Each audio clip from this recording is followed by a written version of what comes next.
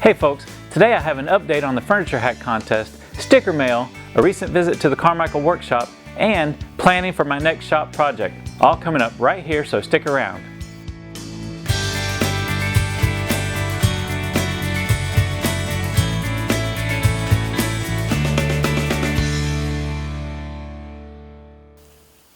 Well, hey guys, today is Saturday, January 23rd. Welcome to another edition of Shop Talk. My name is Mike and I'd like to welcome you to my workshop. So did you see my recent Furniture Hack Contest entry? If you didn't, I'll leave a link in the description below. The project was a lot of fun to build and it was my first contest entry of any sort. It doesn't look like I'm going to win a prize, but hey, I had a lot of fun trying and I'm sure there will be other competitions that'll come out. So I'll leave a link in the description below and you can go over and check out my entry at Instructables.com. So I got some stickers in the mail this week. Got a sticker from Tyler over at DIY Tyler. So thanks Tyler, I appreciate that. Also got a couple stickers from Andy at Glass Impressions. Andy's got a really neat channel and doing a lot of great things there. As is Tyler. I like watching a lot of his projects. And I got a sticker, you can't really see it so well, but it's an overlay and from Don over at DJ's Workshop. So at the end of this we'll get those put up on the sticker cabinet. But I had an opportunity this past week to travel to Atlanta for my job, and while I was there I took the opportunity to try to meet up with Steve Carmichael at the Carmichael Workshop. And so I filmed a little short interview asking Steve a few questions, so let's take a look at those. Well, hey guys, welcome to Shop Talk. My name is Mike and I'd like to welcome you to the Carmichael Workshop. Welcome, Mike. Hey. So I'm on remote this week. I was up here in Atlanta and got in touch with Steve, and Steve was gracious enough to invite me over and let me come into the Carmichael Workshop. So we've just been sitting here chatting it up and getting to know one another. So you've been on a little short vacation here, taking some time with the family. And yeah, it's been cold here lately in hot Atlanta. But yeah, it's just been kind of cold out here. Plus I've been rearranging some stuff and doing some organization projects. And, right. So getting ready to start up for new videos this year, and I've got a bunch of ideas that are coming up, so watch out for that. Right. I noticed you got my sticker up on the yeah, it's on the rotisserie there. Sticker rotisserie thing up there. It's really filling up. So you got a lot more stickers than I do. I need to get on the ball. Yeah, I can't remember when I made that. It had to be before Woodworking in America, so. Yeah. I don't know, maybe July, August, something like that. You may have to make another one, put over here. Yeah, have two sticker rotisseries going. It's really quiet. That little motor that you picked was a good choice. Yeah, the disco ball motor. That's right. Yeah. And you've been doing this almost 4 years. Yep, it'll be 4 years this summer. Started in 2012, and I saw Steve Ramsey was probably. And him and Mark Spagnolo and Matt Vanderlist were like the first ones I came across that did woodworking videos. So I thought, hey, that looks like fun. And then they had that Whirligig Wars contest. I thought about entering that this year, but I was still in transition with the shop, and it just didn't pan out. Maybe next year. Yep. It was like the middle of July, and it was so hot out here in the garage. And I had 3 days left before the deadline. So I came up with that KISS Whirligig. Which was really cool, by the way. In order to enter, you had to do a video. So that was kind of like my first YouTube video. Well, but you've seen a lot of growth in those 4 years, especially in this last year. Yeah, I'm up at about almost 43,000 subscribers. So wow, that's amazing. Yeah, yeah. I just keep making videos of it's wacky stuff that people have never seen before. I like to do that kind of thing, and just other stuff I need around the house, and some projects I've always wanted to do, like making guitars and stuff. Those have been fun. So that's actually a project that I've been thinking about doing. I stumbled on a channel, Eric's Guitar Garage, last year. Oh. And he makes electric guitars out in Vegas, and a friend of his filmed several episodes, and he makes some really nice electric guitars, and I sent him two hunks of Honduran mahogany, and he sent me back a template for one of his guitars. So sweet. So I'm thinking about maybe trying that this year. Yeah, that's all you need is a template. And yeah, he said that the mahogany is got good tone for guitars, but that's what Les Pauls are made of. So. Yeah. So I've got a question for you. Yeah. Can you explain the phenomenon behind the big smiling Steve Ramsey face that I see popping up in a lot of videos? How did that come about? You mean my face? Your face. Yeah. And other folks' videos. Hang on a second. That came from this. But basically, the camera that I use, when I start recording video, I have to put something in the center of where I'm going to be standing that it can focus on. Okay. So I made myself a pole on a base and stuck my face on it. Nice.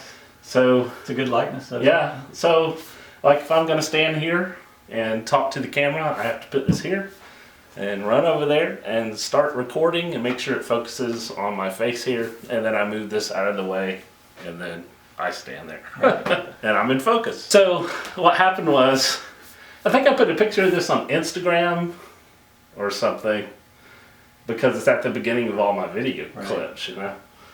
And then somebody said, can you send that to me or send me a link? So I sent them a link, and suddenly the link got out, and all my woodworking channel buddies started printing them out and putting them around their shops. So it was kind of funny to see my face popping up in everybody's videos. Right. Well, I was thinking I was going to have to do it, but I needed to understand what the history behind it was before I did it. So I'll have to send you a PDF of my goofy face. Well, you know, you do kind of have kind of the reputation of maybe the happiest woodworker on YouTube. Oh, I guess so. Yeah, it's kind of funny because it's like I think it's a concentration thing. Whenever I'm concentrating or something, I'm just smiling. Like when I played drums in a band, everybody said I was always smiling when I was doing that. So, you know, I don't know. I guess it's just something I do. You played the drums? Yeah. And then your son picked up drums? Yeah, I have one son in college that plays on the drum line, a son in high school that plays on the drum line. Right. I really enjoyed watching the video where you made the frame for the snare that he had. Yeah, and so surprised him with it. Yeah, that's pretty neat. That's pretty neat. Oh, and we ended up on the Jumbotron at the next Georgia State game. That's right, yeah. And when Sean was here, you had showed him the kit that you had when you were a kid. So was your dad ever into woodworking? Yeah, he went to Southern Tech and Georgia Tech here, and he was a mechanical engineer. So I've still got all of his like slide rule and drawing tools and all that stuff from his mechanical drawing days. But he always had tools around, and he was somebody that could make or fix anything. He was always repairing cars or making a dog crate for the dog, or, you know, just really anything. So tools were always around. He had a shop. So he would show me how to do some things. But a lot of times while he was at work, I would sneak out to the shop and just try to figure out how to use the drill press or the bandsaw or whatever, you know. I generally had the job of sweeping up the shop for my dad. He was I'm looking across here and I see your new mini lathe that you got. Yeah. Have you been working on some projects on the lathe? No, I did make an ice cream scoop for a Christmas gift, and a few pins out of my old drumsticks. I like to make those, but yeah, I had the scoop. I think. Yeah, I put a picture of it somewhere. But the lathe I had was really big, and it had an odd spindle size that you couldn't get attachments for. So I decided to go with this as the Rockler Excelsior lathe. It was a good price, and it was a good size for my small shop here, so I went ahead and got that. Plus it's a standard size spindle where you can buy a chuck and all that stuff to attach to it too. Right, so your moniker is kind of, you do woodworking, and your wife's Yeah. half of the garage. This is my wife's side of the garage. So how did that come about? Well, in January 2012, my dad passed away. So my mom told me, you know, if you want to use any of his tools, just come get them. So I went and got them, but they filled up the garage here. So once I got them all here, you know, my wife and I kind of realized there's not going to be room for cars anymore. Right. So that's when I kind of took over her side of the garage and kind of set it up, and it works great for me. One person, you know, I've got the workbench in the middle here, and I can pretty much walk around it, and there's tools around the perimeter. So, did you build this workbench? No, my dad made This it. was your dad's. This is nice. Yeah, a lot of stuff in here was my dad's. Well, he was a craftsman guy, so a lot of tools are craftsman from the 80s and 90s, Right. that period. And they're good stuff. I mean, it's all still working fine. Sure. A lot of the tools that I actually started with were tools that were my father's as Yeah. well. I kind of inherited his tools and thought, you know, well, I need to start using them, and Yeah. so. Yeah, I think they liked that we were using their tools. So, Right. you know. Yeah. What kind of big projects have you got in mind? You sharing any? Let's Or, see. Well, some you fun? probably see I've got all these cordless tools sitting on my workbench right now. So I was going to come up with some kind of organizer thing for the chargers and all the different cordless tools. Because I think a lot of people go out and buy these cordless tool combos that have the Right. reciprocating saw and the drills and all that stuff.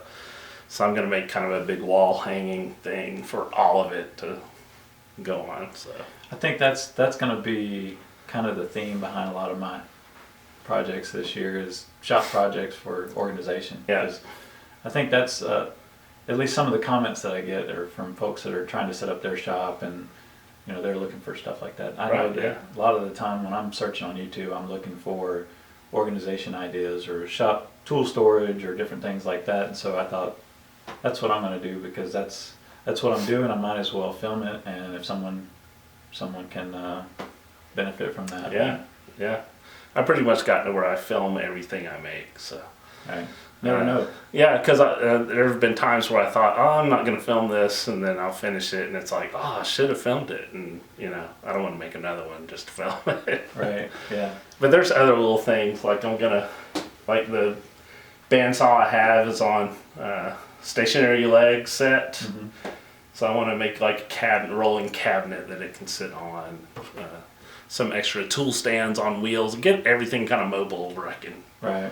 move it around. It definitely helps in a smaller shop. Yeah. Any words of wisdom for up and comers like myself? All I can say is just do the projects that you like to do and have fun making the videos, and don't stress over, you know, the way you talk or how you're editing or that kind of stuff. You know, as long as the content is good, I think you'll do fine and have fun with it. That's the main thing. I figured if people like what they see, they're gonna maybe hit the subscribe button. Right. But I guess it doesn't hurt to ask. Yeah, you know, you can remind them to subscribe and click like and all that stuff. That's cool. But you know, in the end, you really don't have any control over what other people do. So Right. you just kind of have to do your thing and see what happens. Hope that it hits. Yeah. Well, hey, I guess that's about all I have for you. But All right. I just want to thank you for inviting me over to your workshop. Sure. I hope to maybe pick up a T-shirt while I'm here. Oh yeah. That's my way of kind of supporting the channels that I subscribe to, is buying T-shirts. And if by some odd reason you're not already subscribed to the Carmichael Workshop, I'll leave a link in the description below to Steve's channel. And also, if you like this video, please give me a thumbs up. And if you're not currently subscribed to my channel, why not go ahead and hit that subscribe button? Got some great things lined up for this year, and really looking forward to getting those uploaded for you. So, All right. got any last words for the audience here? Just measure twice and cut once. Yeah, that's a good one. Or just cut a whole bunch of times and have fun. I still haven't come up with a good outro, so I'm still working on that. But Yeah. Thanks for watching, and we'll see you next time. thanks for watching. Well, hey, that was a lot of fun. Getting to meet Steve was a blast, and I really enjoyed spending time talking with him. And I was very grateful for him to allow me to come into his workshop and just spend a little bit of time for me. If you're not familiar with Steve's channel, I'll leave a link in the description below so you can go check out his channel. He's doing a lot of great things over there, and his channel's really been growing in the past year. So last but not least, I'm going to be spending some time in the shop today working on the planning for the next project video. So I mentioned in my last update that I've got plans for a small organization project that is really going to help me out here in the shop. It'll be something that you could follow along with and get the materials for a relatively inexpensive shop organization project. So I'm going to start on that this week and do some filming out here and hopefully get that done in a few days. Also, we'll take a second to get the stickers up on the cabinet. Thanks for watching.